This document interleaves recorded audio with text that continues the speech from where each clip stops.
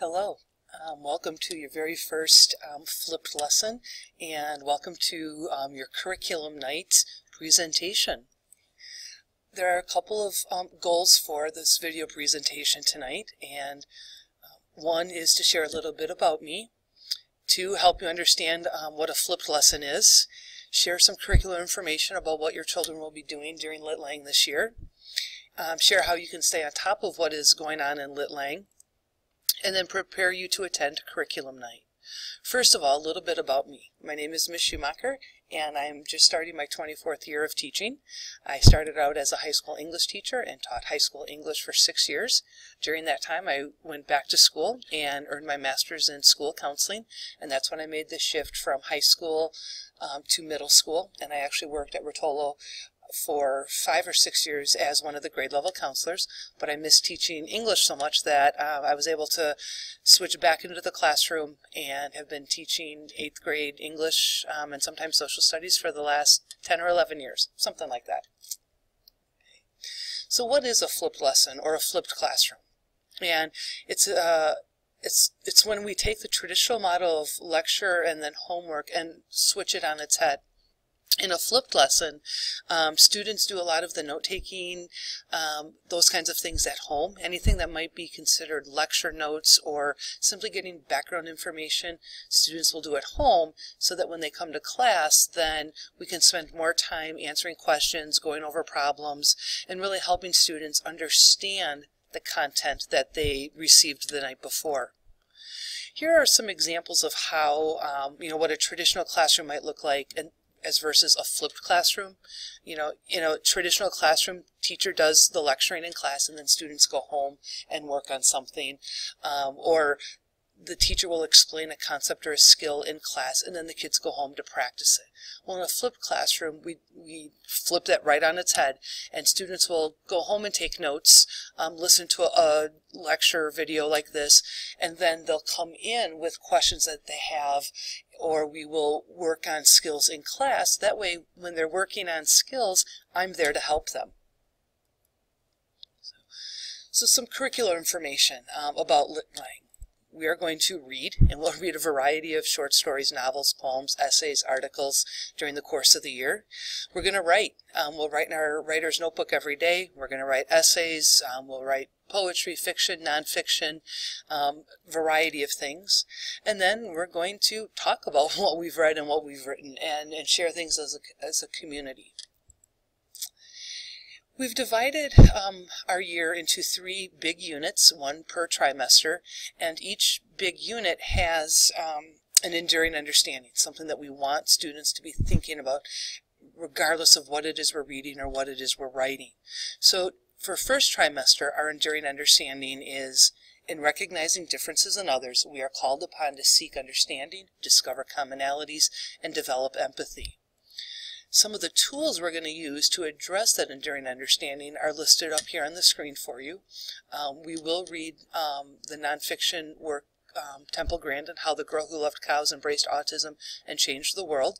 And then we'll read excerpts from John Robinson's Look Me in the Eye, My Life with Asperger's. And then we'll read a variety of short stories and work some on narrative sketches. Our second trimester enduring understanding is the stamina of the human spirit leads some to overcome seemingly insurmountable obstacles. And the tools we use to address that theme focus a lot on the World War II tragedies of the Holocaust. So we will be reading the Diary of Anne Frank, and then we'll also read the memoir Night by Elie Wiesel, who's a Nobel Peace Prize winning author. Their big piece of writing during second trimester is going to be an argumentative writing piece, and in that we'll work on research skills and really hit hard MLA format in terms of bibliographies, works cited, in-text citation, those kinds of things. Third trimester, our enduring understanding is the willingness and ability to view experiences through others' perspectives enriches the human condition. And the tools we'll use to address that theme is primarily To Kill a Mockingbird. wonderful novel written by Harper Lee, and because of the difficulty of that novel, it really does take pretty much the whole trimester to get through it and make sure that students understand it. And then our big writing piece will be an expository piece, and again we'll use research methods that are taught in the Big Six research process, and we'll continue to hit hard MLA formatting. There are some things that we'll be doing throughout the school year. One of those is we'll develop grammar skills, okay, that they can apply to their writing. We'll be studying lexicology all year, focusing on Greek and Latin stems. And then probably more towards the end of the year, we'll be working on time capsules, which will be opened the day before their high school graduation. And if you've had any older children go through our district, you know how much seniors enjoy getting that time capsule. We do have a number of online resources that students will be using regularly. One is No Red Ink, which they'll use for grammar practice.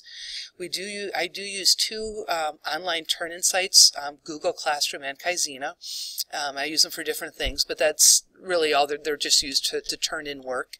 Kia is a resource that we can use to play online games and help review skills. We can also do some online assessments there. I will be using Newsella on and off during the year for nonfiction reading, and it's a great place to get some online reading sources. Progress monitoring, or grades.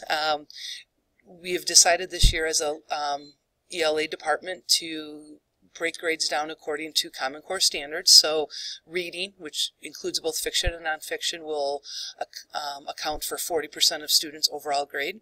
Writing 30%, language 20%, and speaking and listening 10%. And those weights are determined not so much on the importance of the different categories or standards, but really based on how much time we are able to devote to each of those different standards. And obviously in an English class we're going to primarily be reading and writing. I would love for you to stay in touch with me. The easiest way to get a hold of me is via email, and you can see my email address there on the screen. Sometimes a phone conversation works better, and we can clear up something in a quick 3-4 minute conversation. So you can always give me a call, and again my number and extension number are there. Please be aware though that I'm only available during certain times during the day because otherwise I'm with students or in meetings.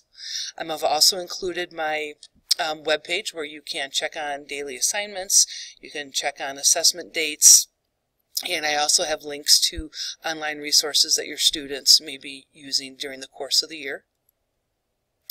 So what about curriculum night? Because I've just gone through the whole spiel that I would usually go through when you are sitting in my classroom. What I want you to do is click right here, and that link is going to take you to a Google form, and I would like you to share the following information. 3 things that you learned from the video presentation tonight, 2 questions that you would still like to have answered, and it can be about anything, well, ELA related, and then 1 comment that you have about this idea about flipped lessons. The responses on those Google forms will then become the basis of our discussion on the 14th. So you have now just completed a flipped lesson, just as your child will be doing during the course of the school year, where you have listened to the lecture at home, and then you have prepared to come into class with discussion and comments. Thank you very much.